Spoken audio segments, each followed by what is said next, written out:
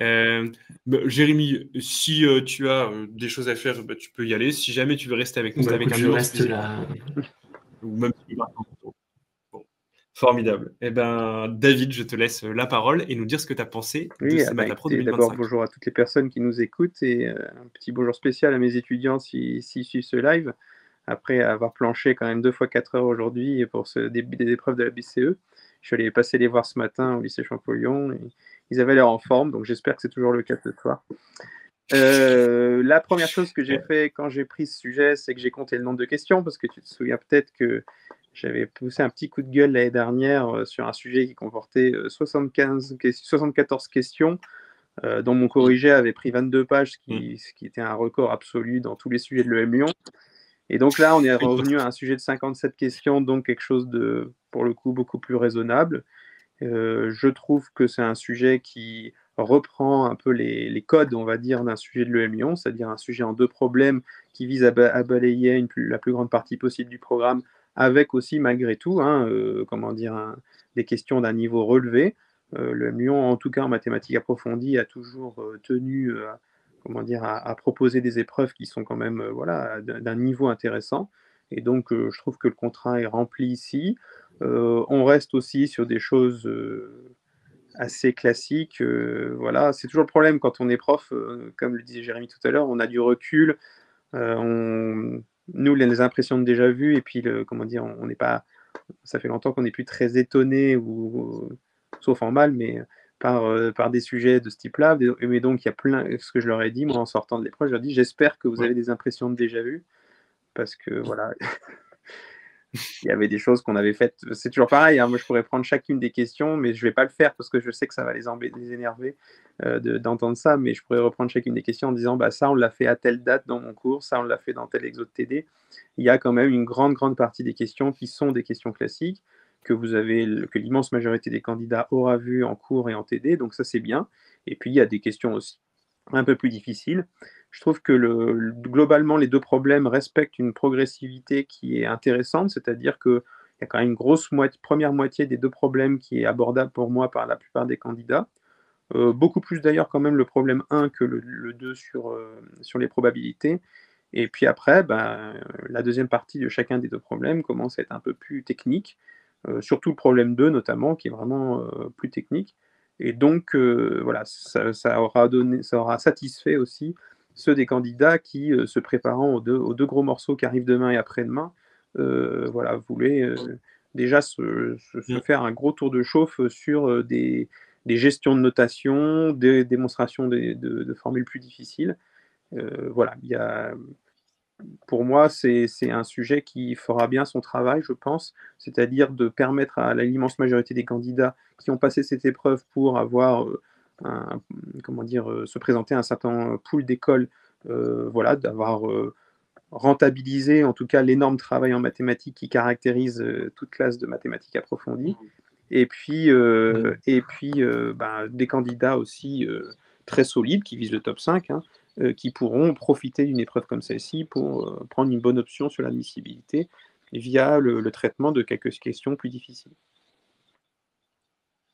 Ouais, dans le chat, les gens ont l'air de dire que c'était plutôt long et plutôt difficile, notamment les deuxièmes parties de chaque donc problème. je suis content de voir que mon analyse rejoint globalement ce que disent les candidats. Je ne dirais pas autre chose, effectivement. C'est attendu de la part de l'EM Lyon, hein. On est d'accord qu'après écrit comme la semaine dernière, on n'est plus sur une épreuve exactement du même niveau malgré tout. Donc c'est difficile. Évidemment, le barème en tiendra compte. Et donc, à ce titre-là, chaque question plus difficile qu'on aura réussi à faire, c'est une option importante pour la note finale. Voilà, après, sinon, on verra dans l'analyse détaillée, mais au niveau de l'informatique, par contre, c'est assez anecdotique, dans le sens où, on le verra dans les questions sont extrêmement classiques. Le coup de sortir un gros algorithme et d'expliquer ce qu'il fait, c'est bien, parce que on propose des algorithmes quand même un peu techniques, hein, donc il faut savoir le faire. Après, voilà, l'informatique n'a pas la même place en mathématiques approfondies qu'en mathématiques appliquées. Eh bien, écoutez, tant mieux aussi, parce que c'était une des différences qui était voulue entre ces 2 programmes de mathématiques à l'issue de la réforme. Ouais, absolument. C'est vrai qu'il commence un peu plus qu'avant à respecter comment dire, l'esprit du programme, enfin des programmes. Non, non, bah, c'est bien On va parce pas que s'en aussi plaindre. c'est un peu normal. Il faut qu'à chaque fois qu'il y a une réforme, il faut un peu digérer ça, hein, donc il faut s'adapter, Ouais. voilà et au bout de 2 ans, 2-3 ans d'adaptation, je trouve que c'est pas mal déjà. Mmh. Alors il y a quelqu'un qui nous dit depuis, 1 heure qu'il y a un problème dans l'énoncé, une erreur apparemment sur un N, N étoile, donc enfin, je J'ai sais pas pas vu le si tu l'as message vu du chat, passer, tu me tu diras pourrais nous dire. exactement à la question. Ouais, je sais plus, c'est, une question de N étoile, je crois. Enfin Alors, bref, c'est pour ça on verra ce que que, Kylian nous tout retourne. au début de la OK. première page du sujet, il y a écrit à chaque fois: «Si au cours de l'épreuve, un candidat repère ce qui semble lui tenir en énoncé, il la signalera et continuera comme si de rien n'était» ou en expliquant les initiatives qu'il a été amené à Mmh. prendre. Il n'y a pas eu une année pour l'instant dans laquelle 100 des sujets de maths étaient sans aucune erreur. Moi, la première chose que je préviens, Ouais. avec laquelle je préviens mes étudiants en début d'année, c'est que je vais faire des erreurs. Il y en a dans les corrigés de ma prépa aussi. Être parfait à 100 c'est impossible, mais c'est tout Et oui. l'intérêt aussi de faire ce travail collaboratif, c'est qu'on peut se corriger les uns les autres aussi. Et pour le concours, lui, il est tranquille puisque comme il Oui, a oui, prévenu, bah, s'il y a effectivement il y a une erreur, tant mieux pour la personne qui a corrigé. Si c'est une différence de n étoiles, bon, c'est pas oui, je crois que c'est sur voilà. l'IPP, enfin on y passera, Mmh. mais apparemment dans l'IPP. OK, alors comment tu veux procéder? Est-ce que tu veux y aller, bourrin question par question? Est-ce que tu veux t'appesantir Je sur les peux faire plus une analyse difficiles? rapide, hein, mais la Ouais. première partie du problème 1 sur une suite intégrale, ça c'est quand même extrêmement classique. Le sujet de l'EM Lyon, le programme de l'EM Lyon et comme tous les programmes de tous les concours, en mathématiques, porte sur l'ensemble des 2 années de classe préparatoire. La première partie ne devrait pas avoir surpris, les, les candidats, hein. Heu, donc Mmh. heu, donc de ce côté-là, c'est vraiment du très, très classique avec un équivalent d'une suite définie par une intégrale utilisant un équivalent de Stirling. Les premières questions utilisent le schéma habituel.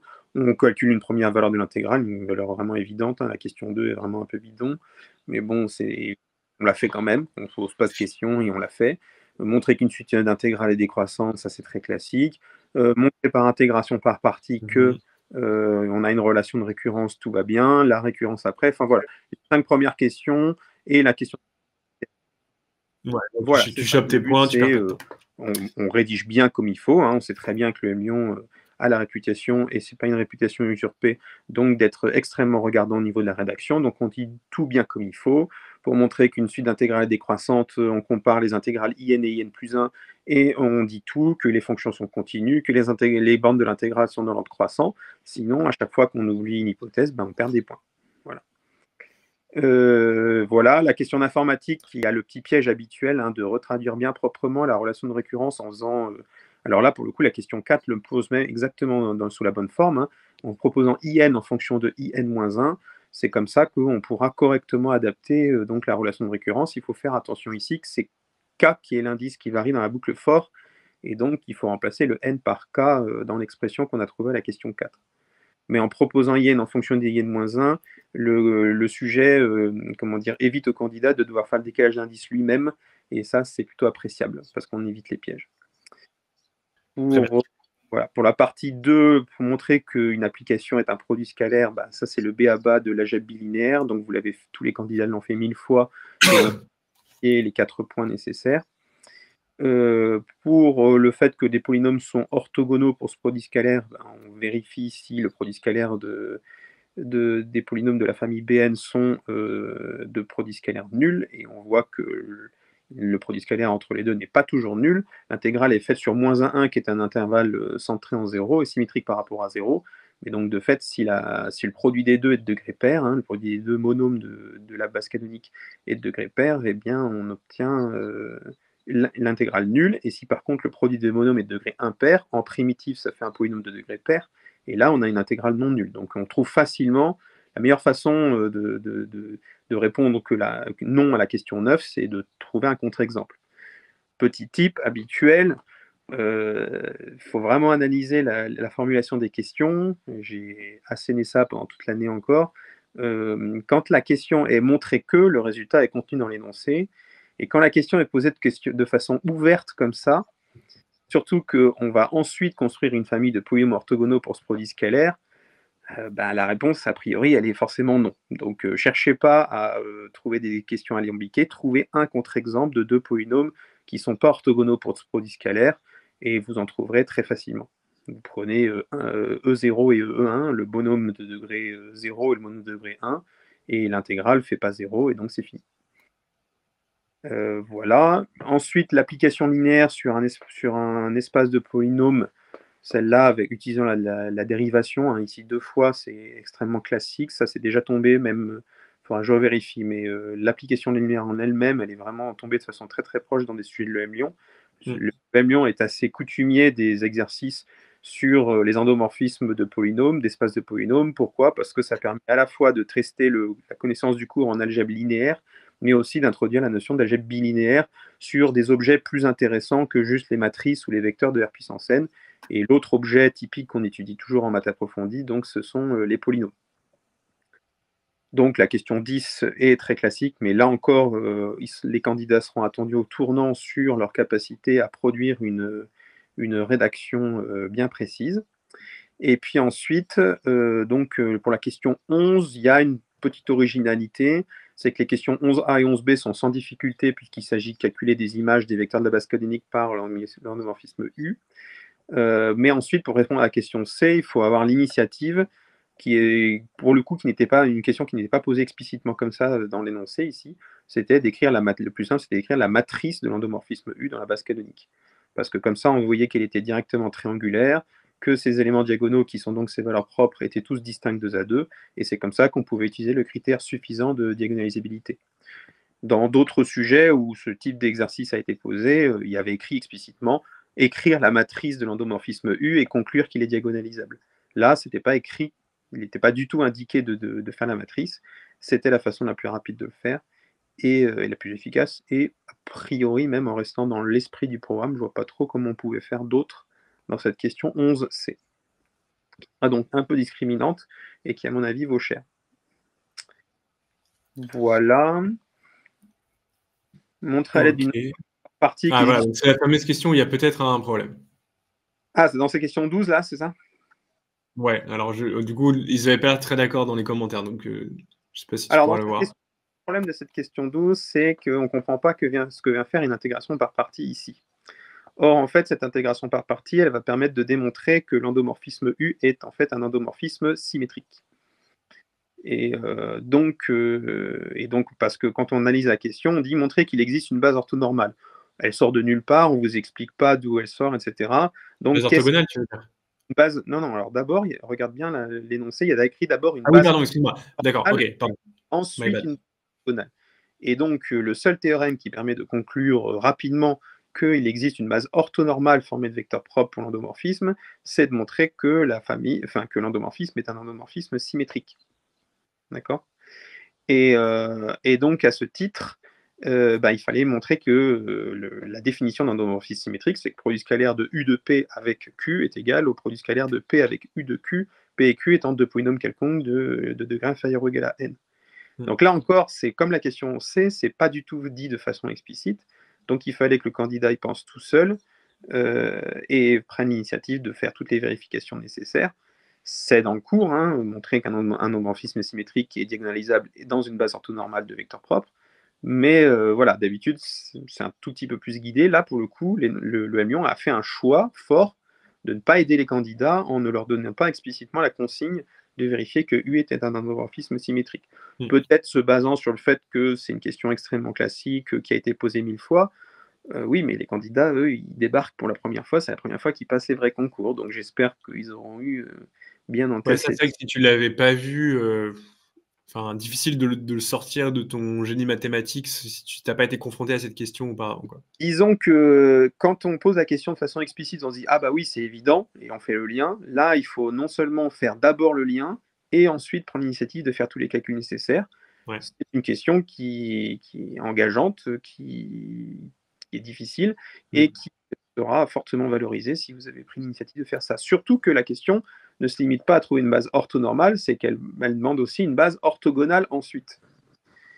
Et une base orthogonale, là pour le coup, on se dit mais quel est le rapport? Parce que orthonormal c'est mieux que orthogonal a priori. Mais en fait, le petit indice, hein, c'est qu'on demandait des polynômes qui étaient unitaires, c'est-à-dire les coefficients du terme de plus haut degré vaut 1. Or, dans une base orthonormale, il n'y a pas de raison, a priori, que les vecteurs propres, qui sont des polynômes, aient un coefficient de plus haut degré qui est égal à 1. Et donc, l'astuce, c'est de faire la chose à l'envers de ce qu'on fait d'habitude. D'habitude, on part d'une base orthogonale et on normalise les vecteurs en divisant par leur norme pour trouver une base orthonormée.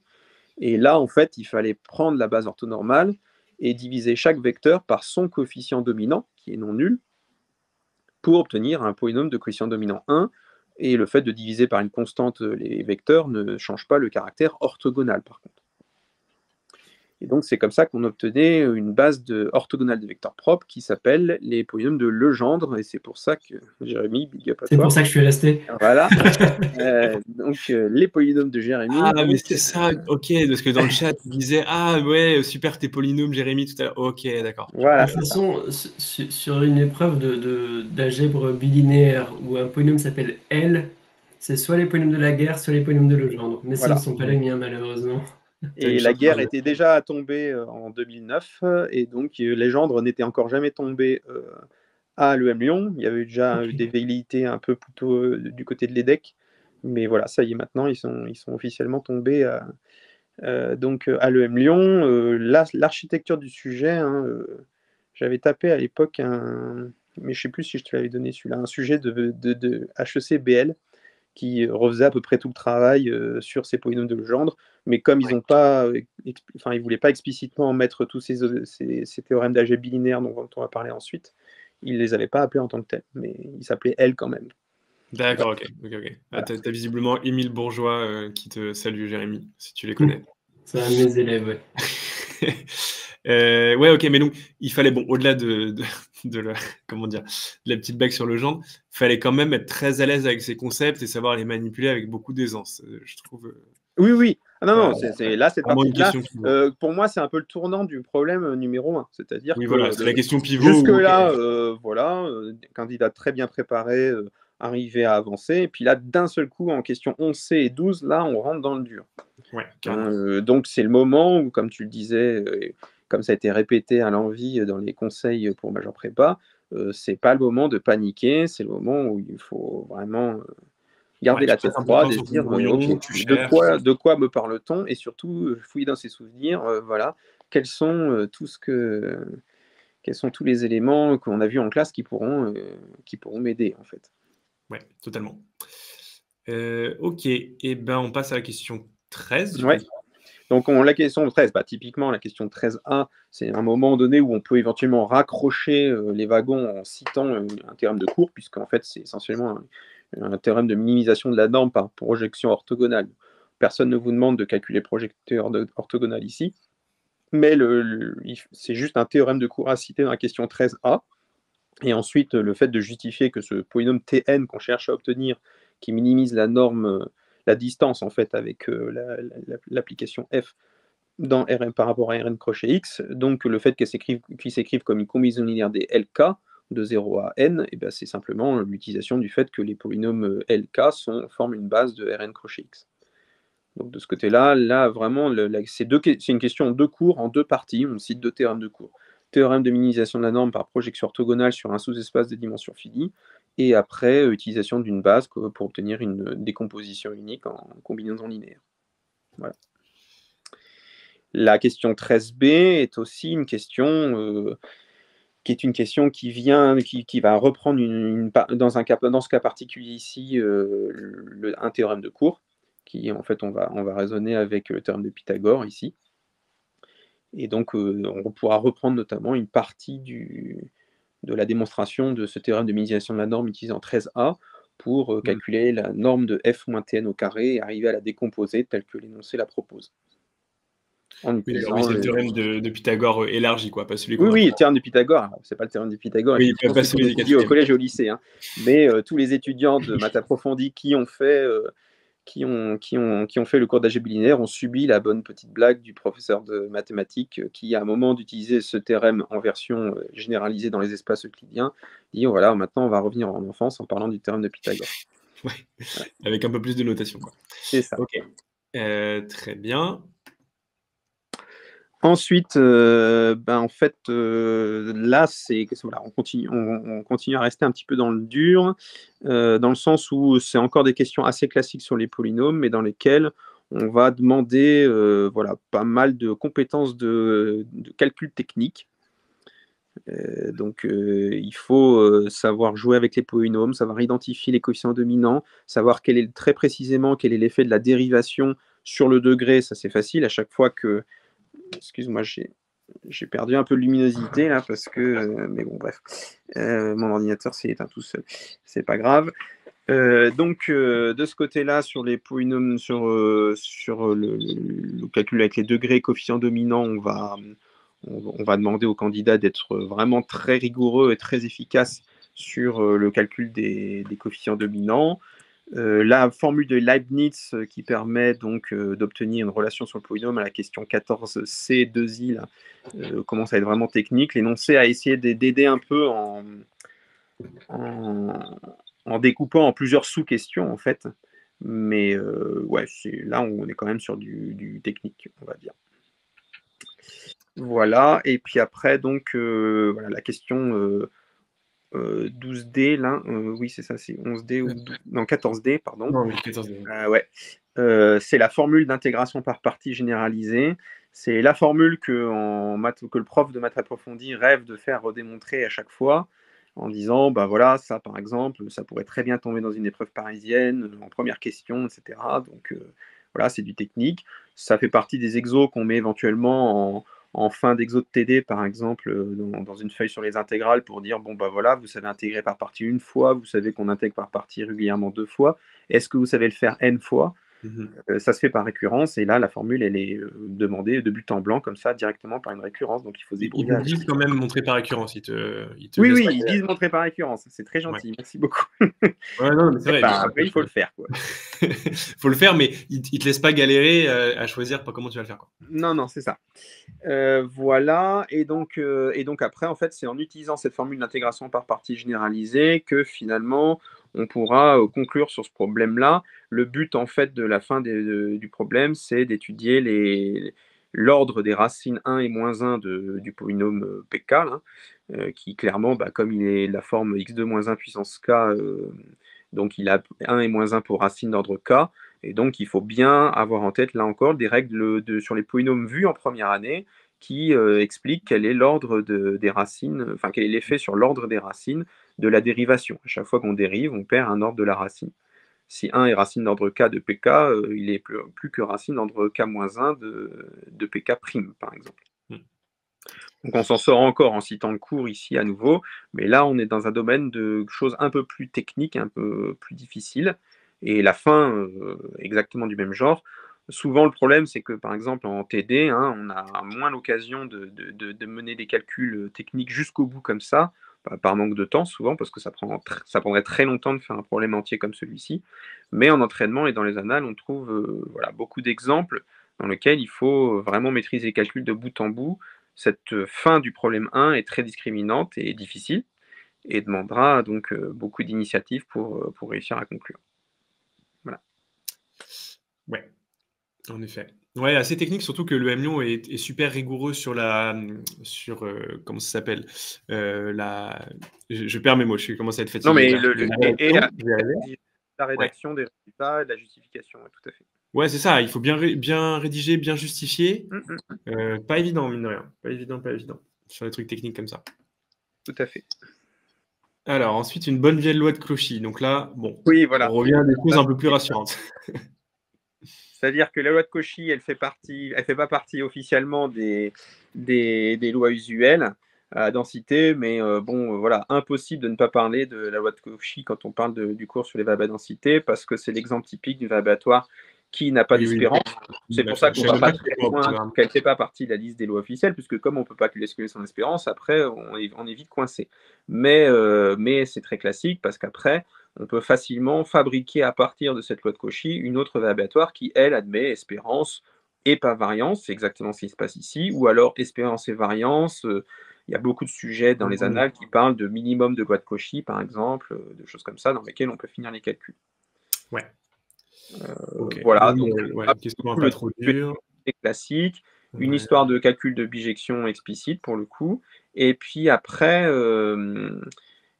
bah, il y a quand même un théorème d'inversion et il y a une question d'informatique d'un seul coup, là, la question 4A, hein. Enfin, la question 4A, c'est la partie Ouais. théorique qui consiste à montrer comment marche le théorème d'inversion, qu'il faut avoir bien étudié, qu'il faut connaître de façon autonome en maths approfondie. Et puis après, la question 4B est une question d'informatique qui est très facile à faire. Voilà, la loi de Cauchy, elle est tombée encore plus ou moins hein, à l'EDEC l'année dernière, donc les candidats, je pense, n'ont pas été très surpris de la retrouver ici, et normalement, on surréagit. La question 7, voilà, on va directement sur une question assez technique de calcul, voilà, assez méchant de calcul d'une intégrale, de l'inverse d'une fonction trinôme du second degré. L'énoncé guide, donc ça c'est pas mal, parce qu'avant, quand on faisait la décomposition en éléments simples, comme on appelle ça, en première année en ECS, il y a très très longtemps quand j'ai commencé, on n'avait pas d'indication, il fallait se débrouiller tout seul, il fallait connaître la méthode. Là, l'énoncé rappelle les choses.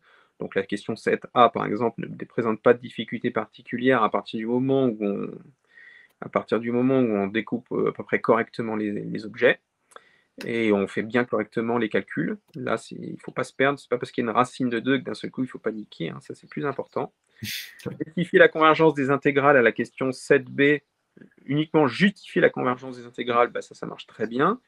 Obtenir, sous-entendu, par la suite, à l'aide d'un changement affine, qu'on obtient la première valeur de l'intégrale. Donc il faut reconnaître, ou en tout cas faire apparaître un début d'identité remarquable en fait dans x carré plus racine de 2x plus 1. Ça n'est pas une identité remarquable en tant que telle, mais x carré plus racine de 2x est le début d'une identité remarquable qui donne le pi sur 2 racines de 2. Ça, c'est de la technique vraiment compliquée sans indication supplémentaire. Il y a juste écrit un changement de variable affine. Vous l'avez peut-être vu, les candidats l'ont sûrement vu en première année comme un exemple un peu méchant avec de l'initiative de calcul d'intégrale impropre, donc inverse d'une fonction qui se ramène éventuellement via un changement de variable affine à une arctangente. On va retrouver une arctangente ici. Voilà, là c'est du technique, on va dire. Ouais. Ça, pour le coup, c'est une question qui va être discriminante. C'est-à-dire qu'il y a les candidats très bien préparés, et notamment ceux qui ont beaucoup travaillé sur les épreuves à travailler aux épreuves parisiennes, auront régulièrement fait ce genre de calcul, parce qu'on les trouve assez rapidement et assez fréquemment dans les sujets parisiens. Beaucoup plus rarement, surtout avec une formulation qui finalement donne une idée de la méthode, mais pas de détails techniques dans un sujet de l'EM Lyon. Voilà, le Lyon assume aussi sa place, on va dire, hein, dans le classement des écoles aussi au niveau de la difficulté du sujet, en proposant donc ici un calcul plus difficile. Quand même, et ça c'est toujours très important, l'énoncé dit montrer que, c'est-à-dire qu'il donne le résultat dans la question. Donc il faut vraiment garder en tête que si vous êtes coincé, que vous pataugez, que vous n'avez aucune idée de la façon dont ce maudit polynôme inverse de polynôme du second degré arrive à donner une intégrale avec des pi et des racines de 2, vous admettez la question et vous passez à la suite. Vous allez perdre plus de temps à essayer de retrouver une méthode qui ne vous revient pas que d'admettre le résultat et de faire la question d'après qui, grâce à ça, sera facile. Oui, très utile dans les sujets de parisienne où là, pour le coup, faire déjà la moitié, c'est un bel exploit. Donc, de temps en temps, quand une question n'inspire pas, on admet et basta, quoi. C'est ça. Ok. Voilà, parce que dans la suite, c'est pas forcément plus facile. Ce deuxième problème est plus technique, hein. Alors, il y a ce gros calcul moche tout en haut là, de calcul d'intégrale qui va donner donc une espérance. Là encore, l'énoncé en donnant l'espérance rassure le candidat en disant que voilà, ça vaut le coup d'essayer en tout cas, hein, calculer cette intégrale. Et si ça ne marche pas, vous avez le résultat pour pouvoir faire la suite. La question d'informatique pour la fin de la partie 1, c'est une question, voilà, c'est un peu la question, l'énoncé a fait tout le boulot et vous devez juste comprendre ce qu'il a fait. Je comprends hein, pourquoi le concepteur a voulu faire ça, parce qu'il n'a pas voulu laisser la charge de la construction de cet algorithme à l'énoncé, enfin au candidat. Construire soi-même tout ça, c'est un peu compliqué. Il faut bien avoir en tête, bien analyser chaque ligne du programme. En gros, on construit un échantillon de la loi de l'observatoire Z qui a été défini précédemment, un échantillon indépendant, en faisant la racine carrée de la valeur absolue d'un échantillon de la loi de Cauchy. Et puis, en fait, on compte à chaque fois Hein, le L de K égale 1, ça signifie qu'il y a un succès. Donc il y a un succès si et seulement si la moyenne empirique de cet échantillon est à une distance en valeur absolue de racine de 2 plus petite que le epsilon qui est dans le paramètre qui est en argument de la fonction. Et donc à ce titre, en fait, on essaie de trouver la fréquence de réalisation de l'événement. La moyenne empirique est à une distance de racine de 2 inférieure à epsilon. Ça sent la convergence en probabilité à plein nez. Et donc, en renvoyant la somme du vecteur L, qui a priori est plein de zéros, et ces zéros ne sont remplacés par des 1 que s'il y a succès dans l'expérience, on cherche à évaluer une valeur approchée de la probabilité que la moyenne empirique soit à une distance de racine de 2 inférieure à epsilon. L'affichage ensuite des différentes valeurs peut parler ou pas au candidat. Donc là, il y a puisque je crois. Oui, c'est le sujet que je vous ai. C'est ton sujet, ouais. Tu avais de la super qualité, alors j'ai pris le tien. Ouais. Faut essayer de comprendre comment ça marche. L'idée, c'est qu'il y a des trucs un peu bizarres. Les probabilités, au début, elles valent 1, puis après, elles sont de plus en plus faibles.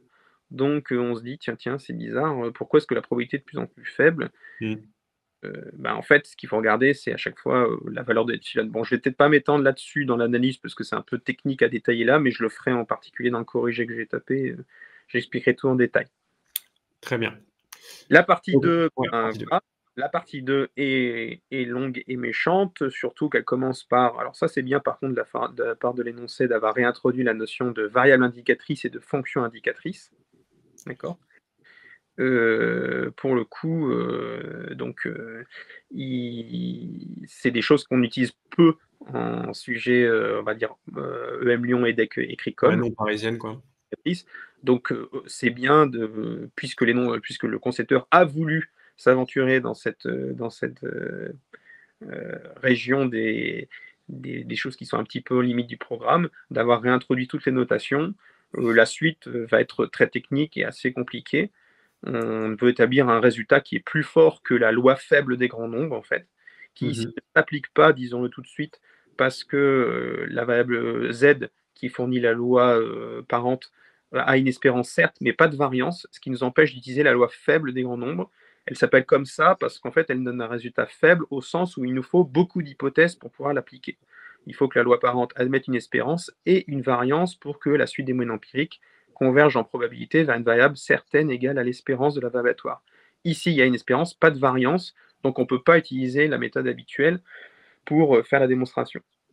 Et donc, l'énoncé veut quand même réussir à démontrer ça, ce qui est en fait une façon de démontrer quelque chose qui s'appellerait plutôt la loi forte des grands nombres, dit que ça va quand même marcher, la convergence de la moyenne empirique vers l'espérance, mais il va falloir se défaire sans la variance puisqu'elle n'existe pas.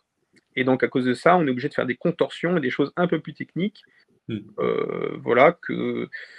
qu'on étudie de façon plus détaillée en fin de licence de maths, début de master. Moi, j'ai fait ça en deuxième semestre de licence 3 de mathématiques. Donc, c'est presque du hors-programme dans le sens, le résultat qu'on veut démontrer est hors programme, mais les outils utilisés pour le faire, pas à pas, eux, par contre, sont parfaitement dans le programme de maths approfondie. Ok, ouais, c'est alléchant, on va dire. Ça n'a pas l'air simple, mais... Oui, voilà, il y a un résultat intéressant. Voilà.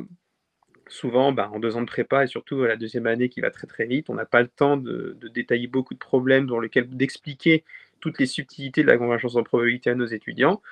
Donc ce sujet-là sera par exemple un support pour expliquer qu'il y a moyen de faire sans l'existence de la variance. J'ai peur que, à partir de ce moment-là, quand même, ces subtilités passent au-dessus de la tête de beaucoup de candidats. Ouais, mais même, ça me dit rien. C'est tombé, ça, dans les annales? Pas à l'EM Lyon. À l'EM, oui. Pas dans les annales de l'EM, mais de l'EM Lyon. Mais j'ai en tête un sujet, c'est la Math 2 2016 ECE, dans lequel ils font un truc du même genre. Ok. Voilà. Ouais, t'es assez technique sur les annales. Oui, je les ai tous. Ouais, voilà, je les ai tous. Oui, c'est vrai que quand tu les tapes, ça rentre plus dans la tête. Ok. Attends, donc je suis passé. T'avais fini sur la feuille 5? Oui, tout à fait. Ah ouais, ok. Voilà. La suite, en fait, le principe, c'est qu'on écrit la variatoire xk qu'on veut étudier en une somme de 2 variatoires, une dans laquelle, en fait, on restreint artificiellement l'univers image en disant que dès que la variatoire xk dépasse une certaine valeur, on la multiplie par la fonction indicatrice qui fait qu'elle tombe à 0. Et donc, en fait, on coupe la variable aléatoire x en deux parties. Une partie qui ne prend les valeurs de x que si elle ne dépasse pas la valeur m, et une autre qui ne prend la valeur de x que si elle dépasse la valeur m. C'est comme ça qu'on définit les variables yk et zk qu'on voit ensuite. Okay.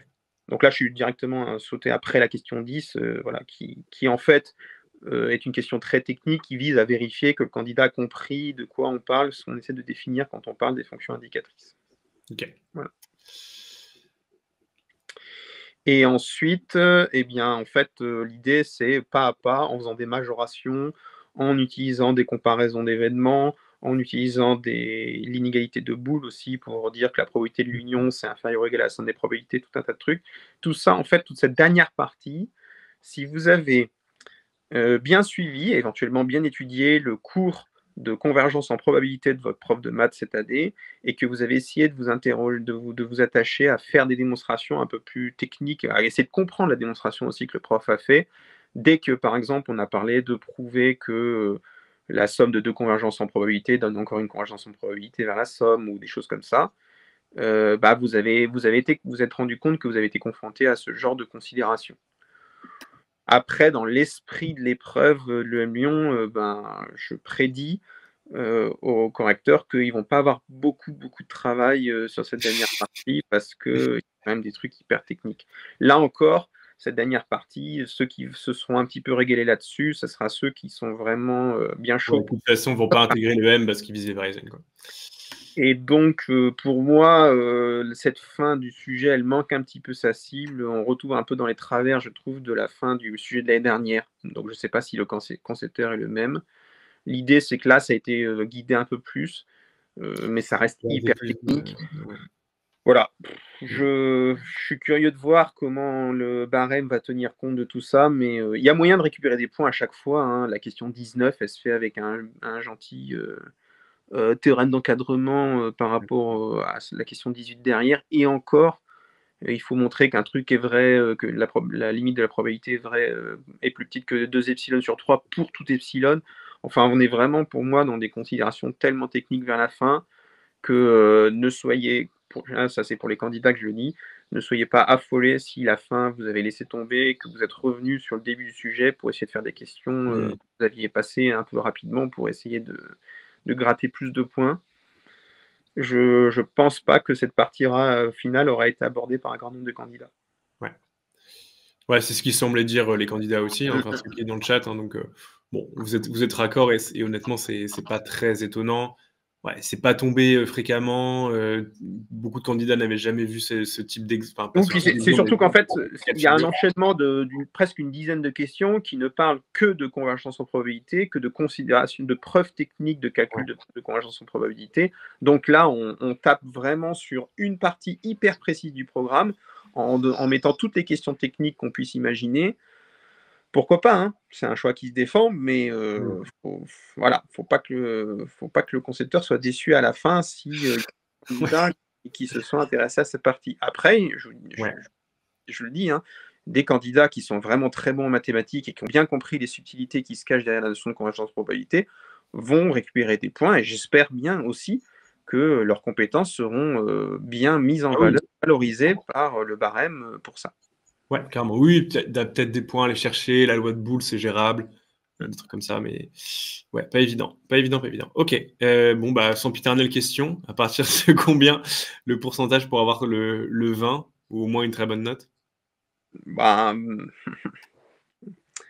moi, je dirais, je veux pas trop m'avancer, mais on va dire, vous avez déjà fait les 2 tiers du sujet, notamment tout problème 1 et puis la partie 1 du problème 2. Alors ça fait pas tout à fait les 2 tiers parce qu'il y a forcément des questions qui ont été un peu là-dedans. Mais là, déjà, vous avez pris une bonne option, hein.